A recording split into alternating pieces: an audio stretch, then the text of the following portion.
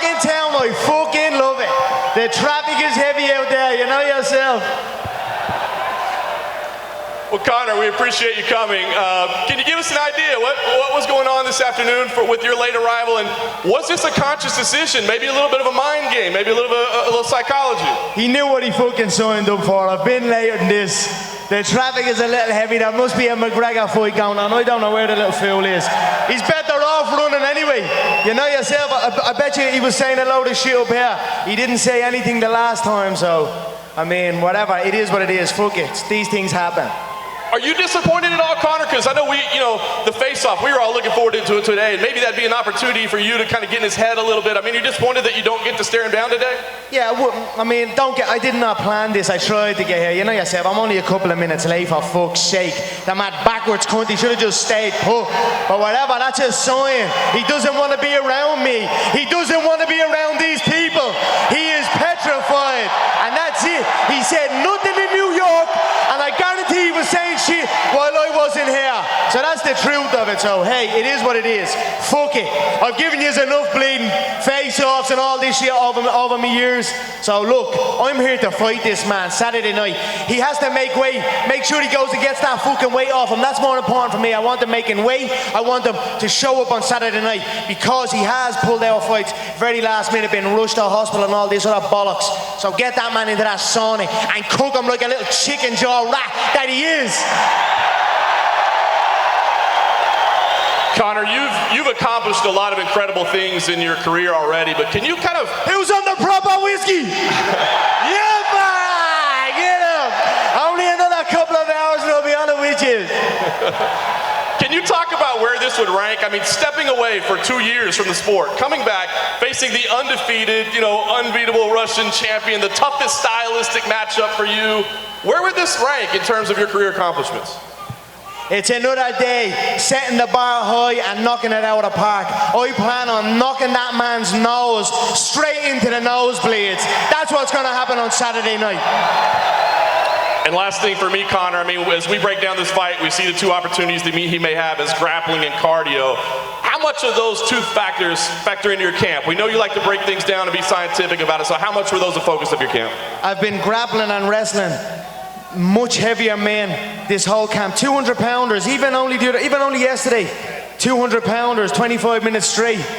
I have cut no corners here. I am ready for all outcomes. I feel once I hit him, he's going to turn weak. I expect panic in him early, but we are prepared for every outcome. I also don't give a bollocks. I've experienced it all. I've got fucking tired in there. I've been on my back in there. I've been in every scenario you can be in under the brightest lights in the entire world. I am a veteran, so I'm going to go out here and do what I am here for, to enjoy it. I am here to enjoy this because this is what I love. I'm going to come out fast from the bell, pressure him, and look, like I said, send that man's nose into the nosebleeds.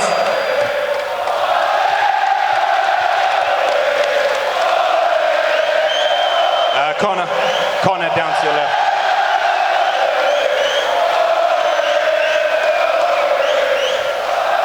Conor, down to your left.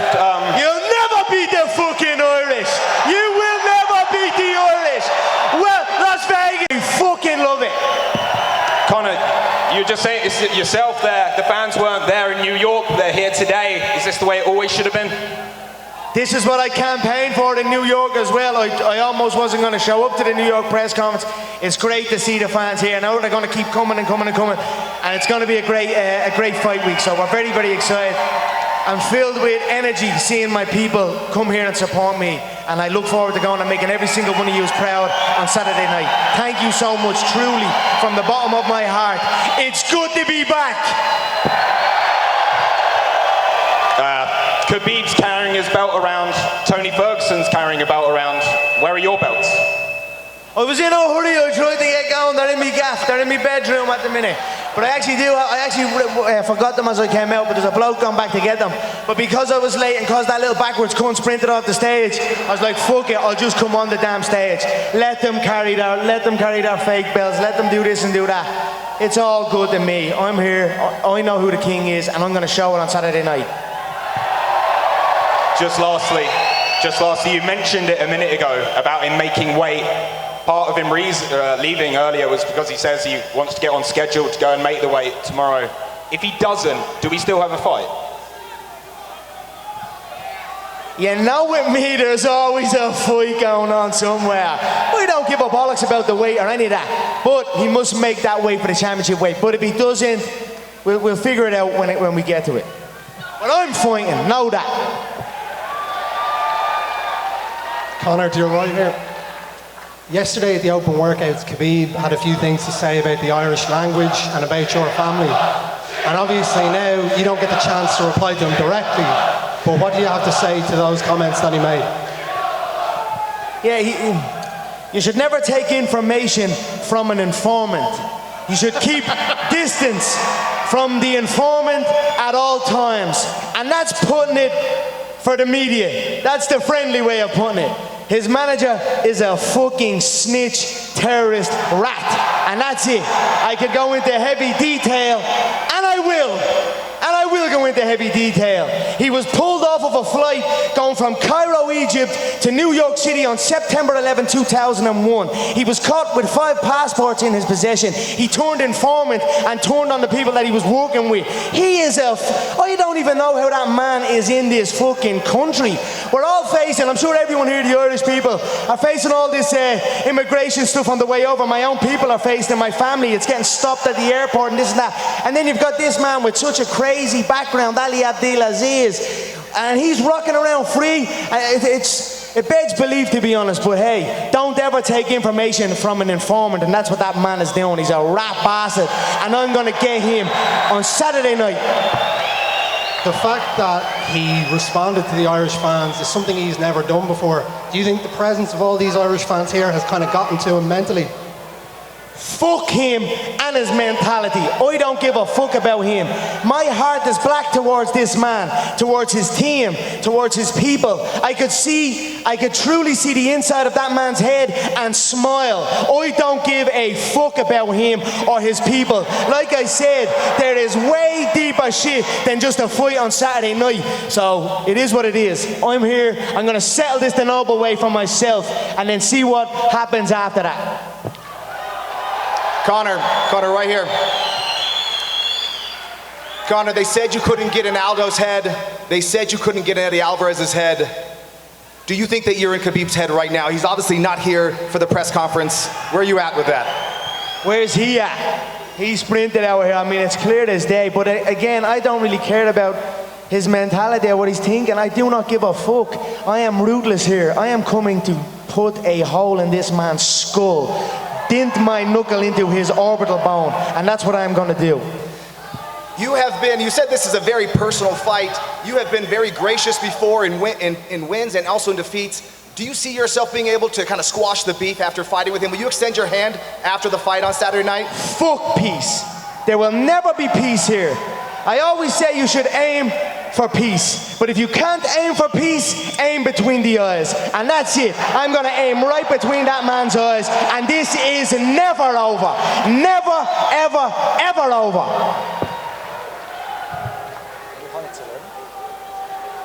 Mr. McGregor, how are you? Israeli television.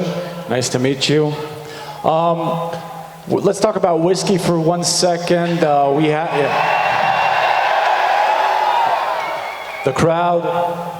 The crowd seems to be very pleased about that, but your whiskey hasn't been announced in Israel. It hasn't arrived yet, and I wonder if it's good, because in some places I've read in the Business Insider it's terrible. Have a drink of it now and tell me what you think. There's always going to be begrudgers and people that are hating and this and that. It comes with the territory when you're at the top of the game. Trust me, it is the tastiest Irish whiskey there is on the planet. I fucking love it, and I don't give a bollocks what anyone says. I'm not even trying to sell it. Just have a sip of it. Just take a bottle with you and enjoy yourself. Now, not you, the smell of you. Keep him out here bringing up negative shit. You ask my bollocks, mate.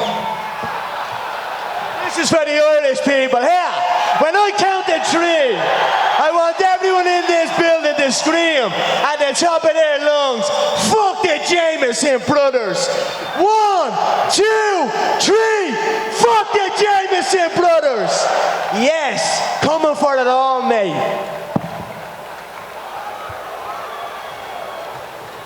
Conor, with the whiskey, it seems like it's selling out in a lot of different places, especially here in Las Vegas. Have you been getting any numbers back on how well it's been doing? It's exceeded expectations. It's actually blown like I'm involved with a couple of people that are involved in the liquor business their entire life, and they've never seen anything like this. And I've just got to thank my fans and my people who are supporting me. The love that they've shown me for this whiskey and myself, I'm actually blown away. It has skyrocketed. We're trying to meet the demand now, so we're in a stage where we're trying to get the more glass created and keep the whiskey flowing, so bear with us, but it's out of the park.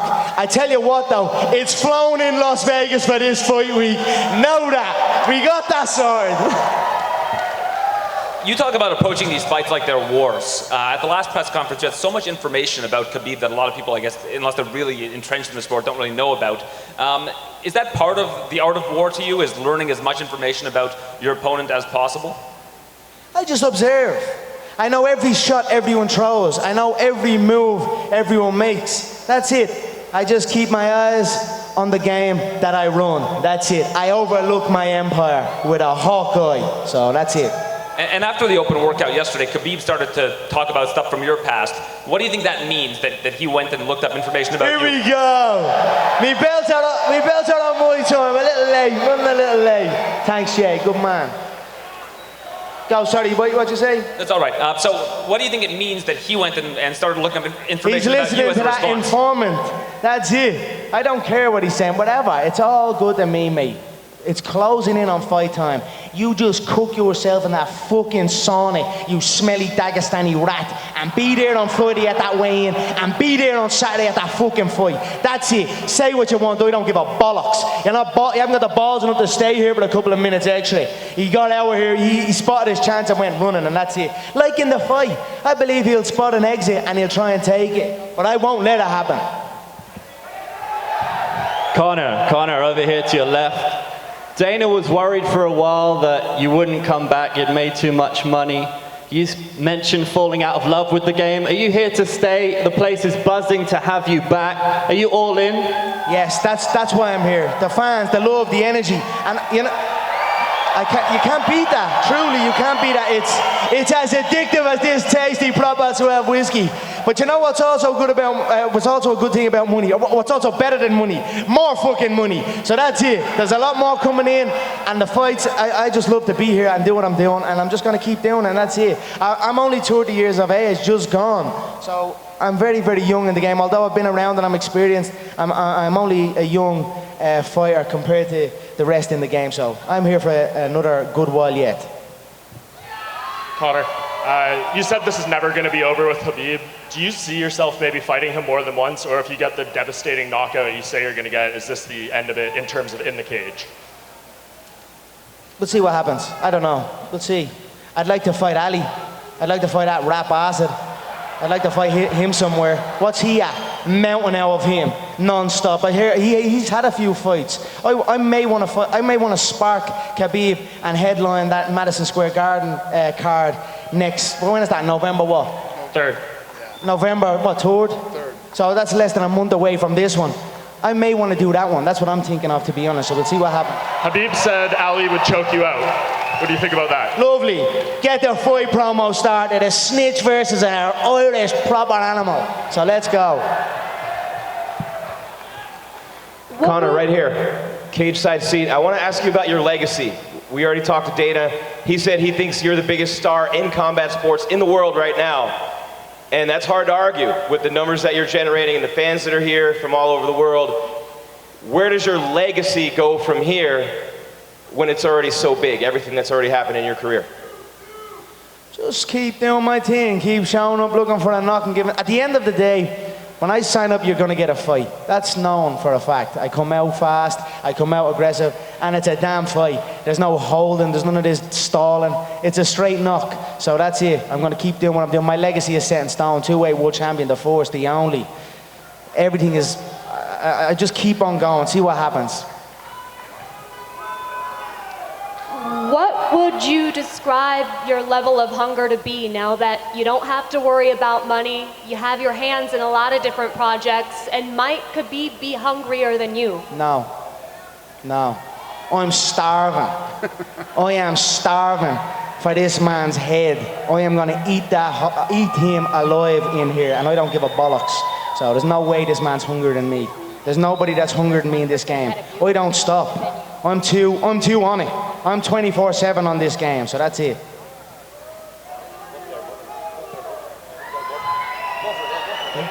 Conor. Go ahead. Who's next? Conor. Go ahead. Who's next? Here, Conor.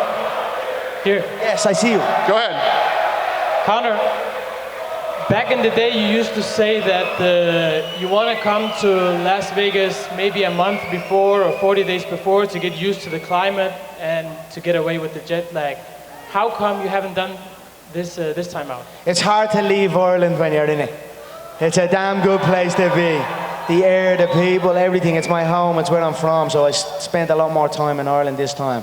But I've also done the rounds in Las Vegas. I've been here for many months on end. So I'm experienced with the Las Vegas climate also. So I said I'll stay in my beautiful home of Ireland and then come out a little bit later. And that's what we've done. I feel great. I'm energized.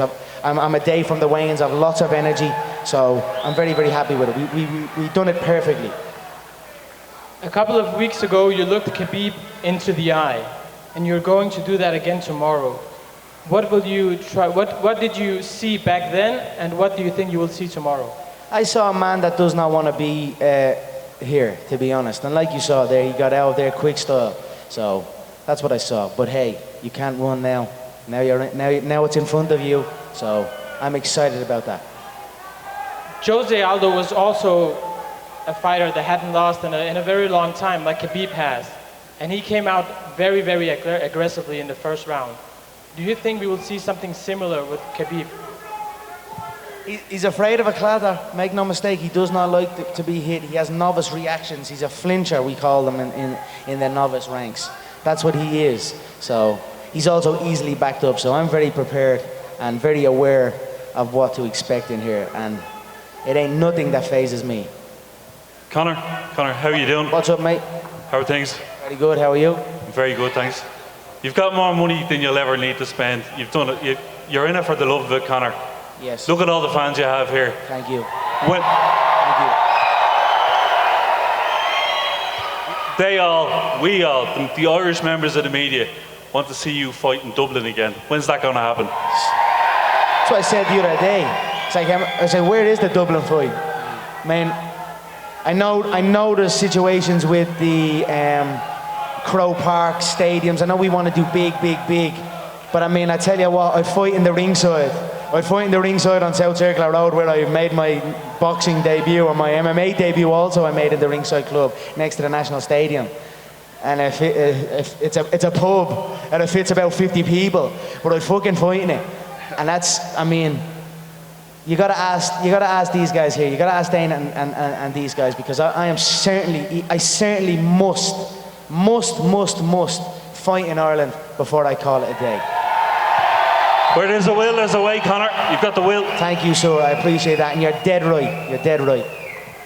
Hey Conor, you spoke recently about how the sport needs more weight classes. You sort of compared it to boxing. Somebody in your position, a push from you would sort of mean a lot in that sense. The UFC doesn't seem too keen on 165, but with guys like Nate Diaz, Dustin Poirier pushing for that, how necessary do you think 165 is for the UFC? I think it would benefit. We'd have more champions. I think with an overlook we could help athletes in their weight cut situation. I don't think it's the be all end all. I think when people are campaigning for these weight classes and campaigning for anything in general with the UFC or with anything, they usually use a more of a complaining tactic, or like they don't do this, what, and it's like a whining tactic.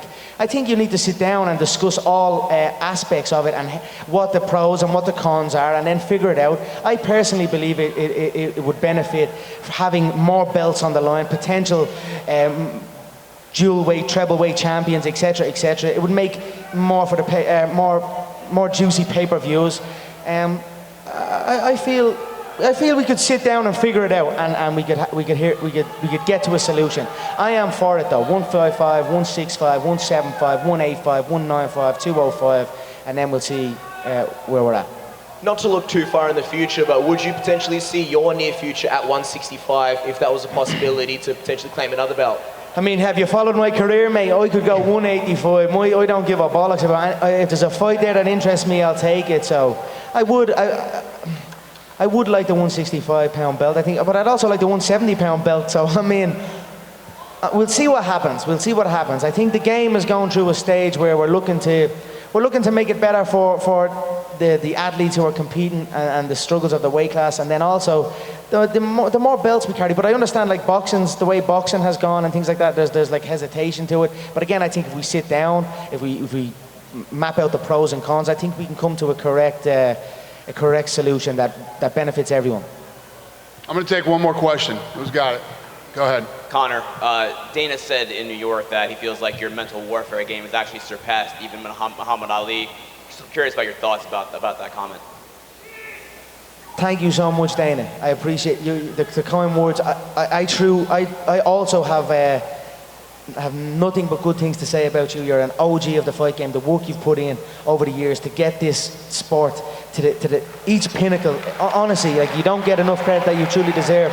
Even this new ESPN deal that we got, like when Lorenzo bowed out, and I was like, wow, I wasn't unsure what would happen. And then with the ESPN deal done, I was like, you're a true pioneer and an OG of the fight game, and it's an honor to be up here doing business with you. I know we've had our ups and downs and our wild relationship, but it's an honor, brother, all right? Thank you so much. So thank you for them kind words about Muhammad Ali, and always, you tell the truth. No matter what, you tell the truth, like me also. So he's saying about Muhammad Ali and the mental warfare, I respect that and appreciate that, but Muhammad Ali is a special, special individual. I am not even close to that man's greatness. The things he done throughout his career, he is a special individual, and to be even have my name next to that man is truly a truly proud moment for me. So thank you all, but I cannot compare myself to that great man. And just last thing, Conor, if this fight were to do 2 million pay-per-view buys, how much money could you stand to make if it did 2 million? A nice yield. It's going to be over 2 million.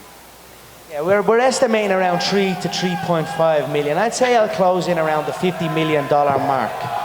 So for a mixed martial artist to make $50 million in a mixed martial arts bout, it's quite breathtaking. I've got to thank my management stable, Paradigm Sports Management. I've got to thank Dana White. I've got to thank Lorenzo Fertitta and Frank, who schooled me in the game.